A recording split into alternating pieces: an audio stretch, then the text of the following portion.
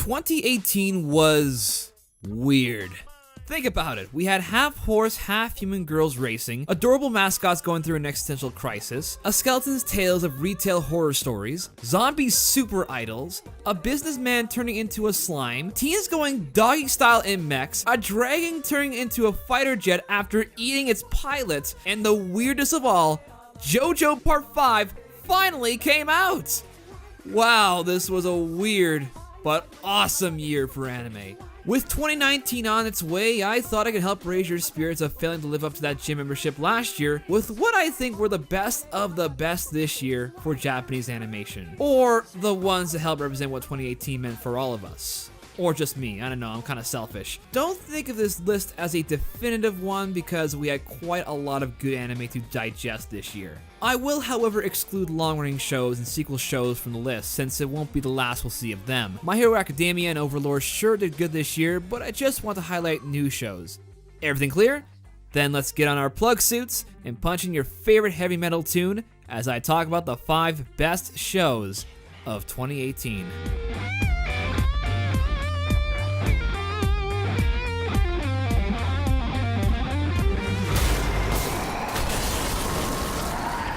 The first spot is placed for the show with the most edge. Edgy shows are sure making the rounds as of late, which is fine as long as they can be both entertaining, but also have a point to that. Killing Bites was, well, a fun bit of trash, and Magical Girl Site was so edgy, they literally put razor blades in shoes. Oh, and was sort of a weak Madoka Magica lookalike. The only show that arguably balances one out was Goblin Slayer. Definitely a controversial anime, and something that discussed in great lengths about in Goblin Slayer is important.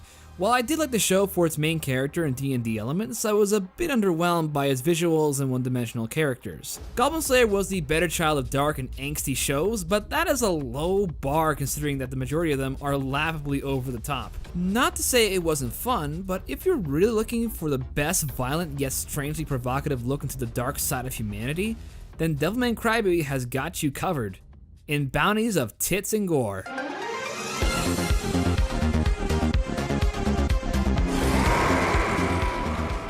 Devilman Crybaby isn't much a new show as it is a retelling of the classic Devilman manga by Go Nagai. It has seen numerous adaptations, including some good OVAs, but mostly for the hilariously bad English dub versions.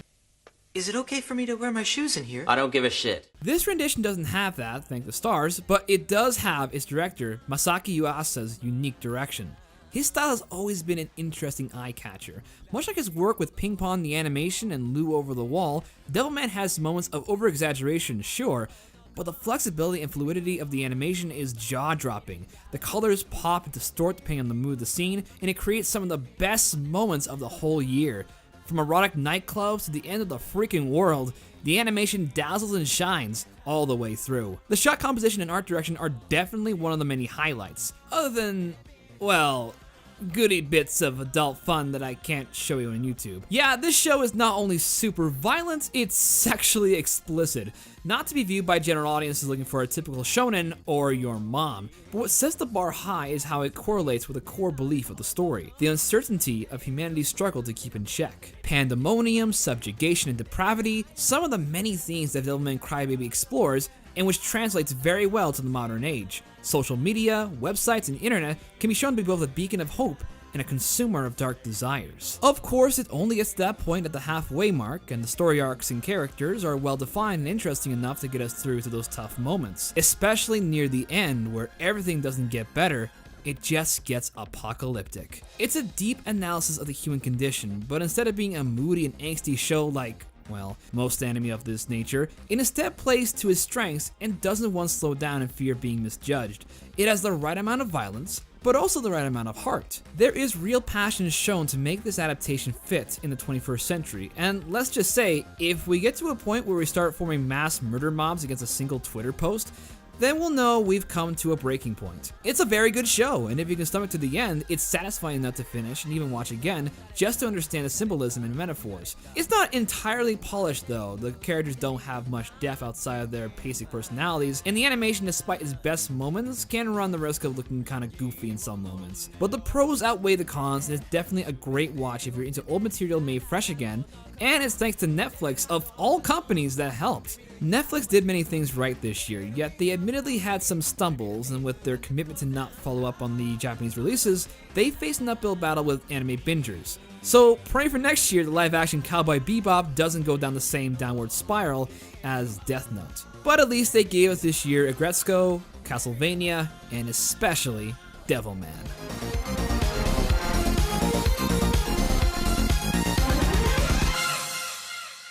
Next, let's look at the shows that provide the love. A very simple genre, but one that is highly relatable to the general audience. Nothing weird per se, but they were still handing out some pretty good material. Well, sometimes. Bloom Onto You, Wotakoi, and Until It Rains are some of the honorable mentions of this year. All these shows were good, but the one that got a lot of our attention was most definitely this show. And no, it doesn't go the way you think it's gonna go. Rascal Does Not Dream of Bunny Girl Senpai is a show I've discussed already in a previous analysis, mostly with quantum mechanics being the primary tool used to make our lovable cast, and its marriage to fictional elements of teenage coming-of-age dramas. Well, its version of science. Not gonna blame you, best girl, but somehow your hypothesis has a few errors. Bunny Girl Senpai has great characters, including a lovable boyfriend and an adorable girlfriend, a script that draws inspiration from works like Monogatari but performs many elements better than the former, and has a concise understanding of the teenage mind. Feelings of obscurity, identity, jealousy, anxiety, and many more are explored in the show, mostly as supernatural triggers that our protagonist has to figure out and correct. But the best thing about this show is its dynamic tone. It's not much an exaggeration of reality aside from the science fiction tropes. It's something a bit more grounded. The characters act like real people, and the bridges and connections aren't manufactured, but instead are built through just talking. Yeah, a lot of the show is just the characters interacting and going about their daily lives. Now that can run the gamut of being tiresome and weak on a visual level, which might be the case in some areas of the animation, but the dialogue certainly makes up for it. The words and phrases used here perfectly reflects a character's personality and vocabulary. A guy who has a tendency to express his thoughts and feelings honestly but with little regard for the atmosphere around him is explained through Sakura's expressions and choice of words. His flirtatious advances would seem more stalkerish in another poorly written show, but in here, and with the added bonus of the puberty syndrome that affects all the cast members, it's brightly colorful and kind of charming. It's a great show, something that could be on the same level as the Monogatari series, and is a great binge for anyone wanting to have a slice of life show with a little bit more meat on the bone. Most definitely a show made for the couples out there. Now the third spot goes to the action genre, a staple of anime. Long-running series have been making an impression in a big way this year thanks to My Hero Academia Season 3. A brilliant shonen action fest that is the next evolution of action-adventure shows with heart-pounding fights, fantastic animation, and good character progression. But what I will be mainly touching on though is the sports side of shonen. Hanebado, Hinamaru Sumo, and yeah, we'll even throw in Running with a Wind for good measure, are fairly entertaining shows about a variety of sports activities with a bit of character drama to make them more compelling.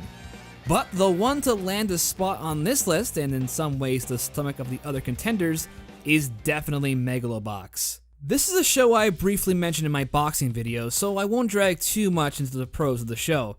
Just to put it, it was a blast watching.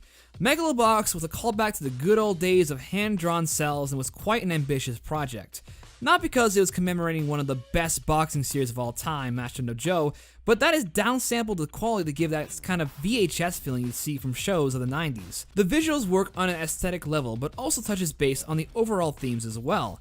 The age-old conflict of the old versus the new, technology versus true grit. The characters are fun, the fights are engaging, and the story, while it can have some misses by the end, was well told overall. The setting of this world helps make Megalo Box stand out. I love how the shift in environments truly developed characters who don't have much outside their cookie-cutter personas. Joe's world is dirty and run down, but the people are more connected. Meanwhile, in Yuri's neck of the woods, it's metallic, fresh, and with all the luxuries money can buy, but it's run by figures behind closed doors who are self-indulgent and corrupt. And that's what I love the most. The real fight is between these two environments, and their catalysts are these two. Everyone has an opposition to one another, and their ideologies clash. It's not just a rival bout between Joe and Yuri, it's also a heart-rending match between Nambu and Tatsumi. Yukiko's distaste with Joe and Nambu's way of life. Yuri's straightforward honesty with Mikio's envious pride. Plus, the obstacles and twists that come abound are needed in so seamlessly that it never felt like everything was just written at the last second. It complements the story and the visuals so well that it helped make the parts without boxing in it more interesting. It's a well-made sports anime, despite its futuristic setting and design. Whether you love the show or thought it was okay, it is one sports anime that I highly recommend from this year that made that old animation style feel fresh once again. For our number 2 spot comes the show that made me laugh the most, and comedy was purely abundant this year. We had Grand Blue, we had Asobi Asobase, and Skullface bookseller Honda-san as shows that range from goofy anime hijinks to, well, really good goofy anime hijinks.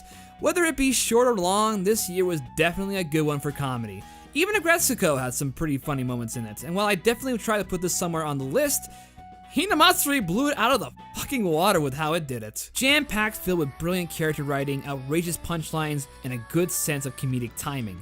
It's not just goofy expressions and over-the-top reactions, though it does have its fair share and are really fucking good. It's also the best example of a comedy show where the comedy doesn't stay the same. Characters have arcs that progress themselves into different periods of their lives. Like Hitomi, a naive yet kind-hearted middle schooler being thrusted into the world of illegal child labor, which has the best build-up to a joke in the entire series, and I lost my breath in laughter to how perfect it was. Then there is Anzu and her adventure from a psychic on the hunt to living on the streets, and then to being an assistant at a restaurant. And yeah, I wasn't studying when I said psychic. The main girls, particularly Hina and Anzu, are super-powered psychics with bizarre yet powerful abilities. But don't go thinking this could just be another Mob Psycho 100 parody.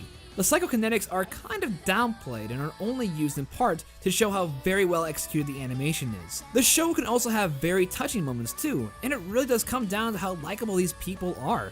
Large casts can be very tricky to handle, and sitcoms like Friends do have a risk of falling into pitfalls if they can't properly write them well. A good thing this one escaped that writer's block as it utilizes large casts and puts them in for just the right amount of screen time before going to the next best thing. I kinda like that all the characters don't act their age. The adults sometimes act like children in their methods, while the children, aka Hitomi, do much of the heavy lifting and good life advice. It's not only funny, it's kind of nuanced. I could talk all day, but let me tell you this. If you want a really good comedy show that has good animation, a large cast of carefully defined characters, and of course, some of the best gags and jokes this year, then don't be shy and give Hina Matsuri a try.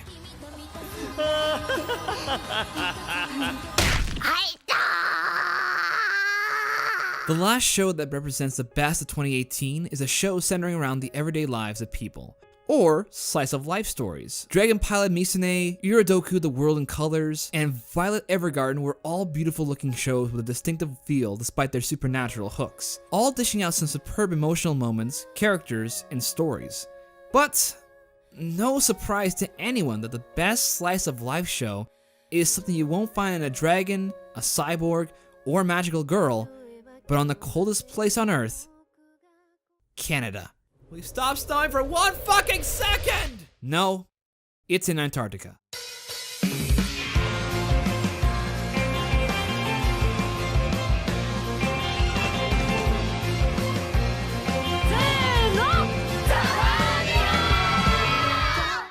A place further than the universe is special, but not in its plot, but its execution. This show is, in my humble opinion, the best show of 2018, and is now one of my favorite anime of all time. Cute high school girls going to far off places in the world is nothing extremely new in anime, and I was initially thinking that it was going to be just that. But God, was it a treat. Beautiful and stunning animation, effective writing, wonderful characters, and most importantly, a story that is timeless. About finding an answer to questions in your life and to live to the fullest while you're still young and free. One that main character Mari has to figure out over the course of the series. But not only her though, we have Shirase, who has to let go of the death of a family member, Yusuke, who wants to find out what friendship is, and Hinata, who has similar goals to Mari, but is also wanting to not be settled down by the mistakes of her past. These characters have definition and personality and play off each other very well, but that's not what makes the show one of the best. It also is a great example of visual storytelling. Take the scene where the girls are running throughout the city. The motive isn't very strong, they are just running from 2 adult expeditioners. But not only does the animation look sharp and the shots gorgeously intertwined, but the emotions are real. You can feel the genuine excitement in their eyes, that this is something to be experienced. The background and subtle touches to the life of the night adds to the scene and resonates nearly to perfection. And while on the subject of emotional investment, this show is jam-packed with it. Not only with scenes of whimsy and joy, but in how it hits you like a train when it gets to the depressing moments. Almost every tear-jerking scene works well, especially near to the end of the show. I won't give anything away, but I haven't cried so much in a long time when it came on. Seriously, I became a blubbering baby by the end. I jotted down to an experience, and us, the audience, are experiencing our 4 high schoolers venture into something that will change them for the rest of their lives. They are actively driven, and thus we are more invested. They learn new things they couldn't have learned if they just stuck with their casual everyday lives. The moral of the show is, life is short, do something with it. Now, I gush enough about this series, and it's something I recommend to everybody, and will be a measuring staple for when I look at future shows of this similar frame. Even if you watch action anime or romance anime, this show can give you something that can relate to you. What more can I say? This show took me to the furthest place in our universe, and I came back wanting more. Weird, right? A show about 4 girls going to the South Pole is something you don't see every day. But I thank it for that. And I kinda like anime for that. If anything, the absurdity and insanity of the anime platform is what drives all of us to keep watching it. Whether it be a seasonal show or a continuation of a popular one, there is something for everybody. 2018 was a goldmine of crazy concepts and ideas that, while some might not have worked and others will be forgotten for obvious reasons, it still presented us with something we haven't seen before. A half-human, half-demon presenting thought-provoking commentary through violent ends. Girls with supernatural disorders trying to fit into teenage cliques. Boxers beating each other up with cyborg augmentations. And a show that starts off with a little psychic girl falling on the head of a Yakuza henchman in a metal egg container. Yeah, it's pretty weird, but it's the weird we like. So embrace that weirdness if it makes you happy. We can all wear a face for a time to get through the day, but when we get home and channel our quirks through some odd shows from the Far East, we are content with it. Thanks to anime, many people have found relationships, made careers out of it, or have been inspired to keep threading the wheel of unique storytelling that can only come from this avenue of entertainment. So, to clear everything up, think of this top 5 list as not a popularity contest or a definitive best of 2018. These shows, and many other ones that I've mentioned, represented a year where quirky, out-of-the-box ideas made off with gold.